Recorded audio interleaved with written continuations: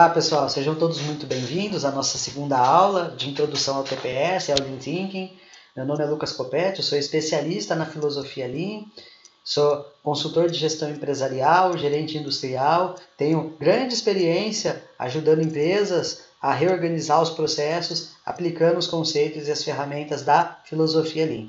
Se você está chegando aqui pela primeira vez, eu te convido a olhar, assistir a nossa aula anterior, onde eu falei sobre um conceito importante, que é o TACT, e falei também sobre o gráfico de balanceamento de operações. Então eu mostrei para essa turminha aí como que a gente dimensiona um processo, seja ele prestação de serviços, seja ele um processo de produção, seja um processo de atendimento ao cliente, seja um processo de contratação, né? Todo processo precisa ter um ritmo. E como é que a gente define esse ritmo? Olhando para o cliente. Então eu mostrei esse conceito que é o TACT e mostrei como que a gente pega esse TACT, esse ritmo, e mede o nosso processo para saber se ele está acima do TACT, se ele tem gargalo, se ele está muito abaixo do TACT, se ele tem ociosidade, e se entre os processos no fluxo de valor há desbalanceamento, há ociosidades e gargalos, né?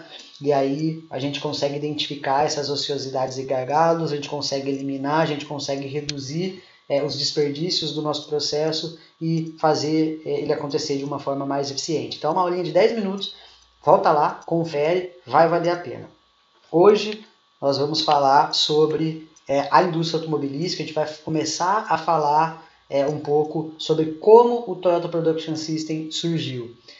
Eu não consigo entrar no tema Toyota Production System sem contar a história do desenvolvimento da indústria automobilística.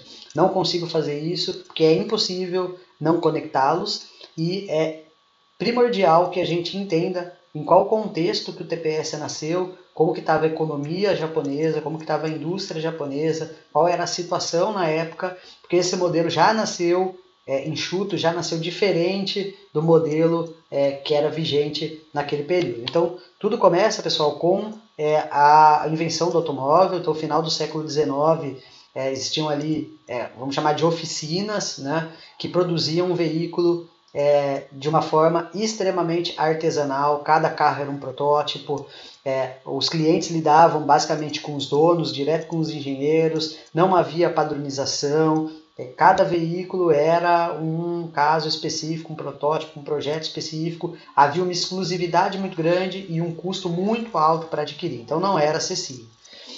No começo do século XX, Ford e Taylor começam a trabalhar o que a gente chama de engenharia industrial. Então Taylor começa a organizar, né, essas oficinas, organizar esse modelo de produção do automóvel, definindo os tempos, os métodos, separando a parte de planejamento da parte de produção. Então os engenheiros planejavam como o trabalho deveria ser realizado e os operadores eram responsáveis só por executar o trabalho. Criou-se ali nos estudos de movimento, de tempo, né, cronometragem, né, cronoanálise, criou-se ali aqueles ciclos repetidos, né, onde o operador ia para o seu posto de trabalho e executava aquela tarefa ali, né, ao longo do dia, né, aquela mesma tarefa ali de apertar um parafuso, de fazer uma montagem. Criou-se o conceito de linha de produção, né, que é um conceito de fluxo contínuo criado por Ford, onde ao invés dos operários irem até o produto e os materiais vinham até o operário, que ficava no seu posto de trabalho. Depois, Sloan, que foi um dos presidentes da General Motors, ele começa a criar as divisões, começa a criar os departamentos, começa a definir gerentes por departamento, começa a definir metas de produção, de volume de produção, cria os centros de lucro para que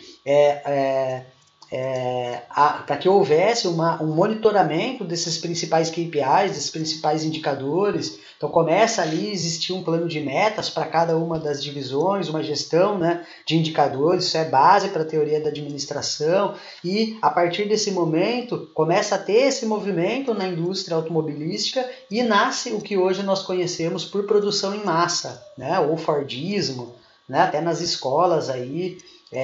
A gente estuda isso, né? Então, esse ambiente que faz nascer a produção em massa, né? Que era um modelo de gestão empresarial conhecida, né, até então. Muitas indústrias, muitas empresas, ao conhecerem, entenderem esse sistema, praticaram, colocaram, né, em prática os conceitos de Taylor, né, de trabalho padronizado, e os conceitos de Ford, de Sloan, e o mundo, né, industrial parte para esse modelo, né, e nasce, né, basicamente o que é retratado, né, no filme do Charles Chaplin, no Tempos Modernos, né, onde havia ali, né, os operários, uma liderança extremamente autocrática, né, então nasce, né, esse sistema, né, que era um sistema focado para produzir com altos volumes, né, e funcionava muito bem para alto volume,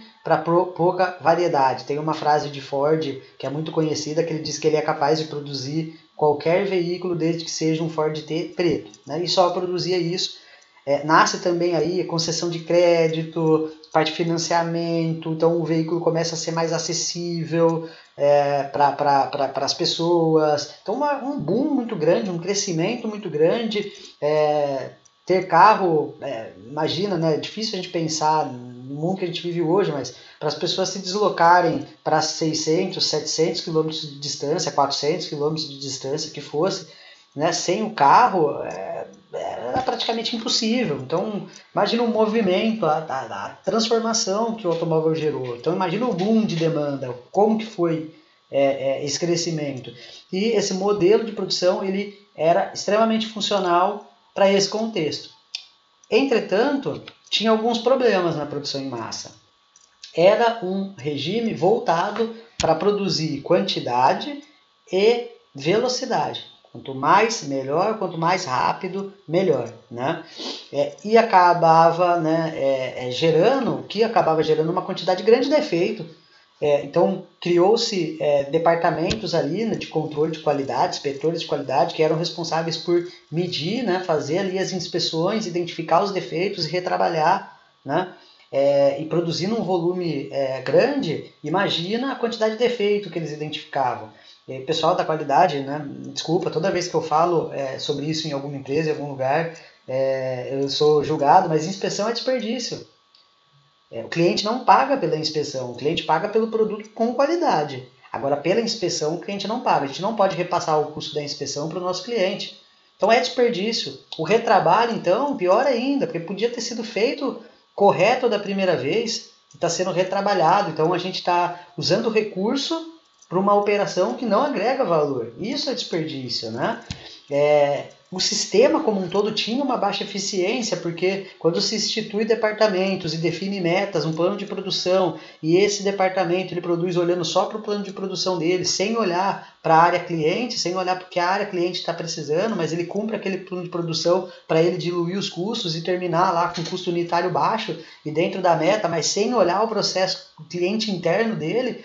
Isso também é desperdício, as operações eram desconectadas, então a eficiência geral do sistema era baixíssima, não tinha meritocracia, funcionário mais antigo ganhava um pouco mais, né, e trabalhava menos, enquanto o funcionário novo trabalhava mais e sonhava em um dia ser um funcionário mais antigo para ele trabalhar menos. Os trabalhadores odiavam, né, como a gente viu lá no filme do Charles Chaplin, os trabalhadores odiavam a produção em massa. Então, o patrão defendia o interesse dele e o funcionário defendia o interesse dele. Com razão, era um ambiente fértil para movimentos sindicais, para greves. Era uma situação difícil, né? E se a gente olhar para isso, é um ciclo vicioso, né? Isso não acaba nunca, né? Defeito é gerado, uma quantidade grande de inspeção, as pessoas retrabalham, né? Cada um busca a sua meta, não tem meritocracia, os profissionais, operários não gostam, então eles não melhoram. Então, né, em algum momento isso seria colocado em xeque, e foi em 1973,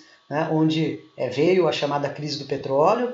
Então houve uma queda grande de demanda, né, as empresas não tinham receita, tinham um custo alto, né, tinham contas a pagar, tinham um estoque entre processos muito alto, um IP alto, né, imagina quem não tinha fluxo de caixa, que não tinha contas a receber, ou tinha pouco contas a receber, mas tinha muito contas a pagar, então aquele desencaixe financeiro, né, aí tem que tomar crédito, então assim, uma situação muito complicada. E é nesse momento que o mundo olha para a Toyota, que já existia, né, e o mundo começa a observar que a Toyota passava por esse momento de crise, mas com pouco impacto, impacto muito menor do que todo o restante da indústria automobilística. E ali o mundo olha e fala, opa, tem alguém fazendo algo diferente. E é esse algo diferente que é que eu quero levar para a nossa próxima aula, para a gente começar a falar do TPS. Então, gravem esse momento. Produção em massa criada, estabelecida, até que em 1973 uma crise faz com que a demanda caia, com que haja um movimento de retração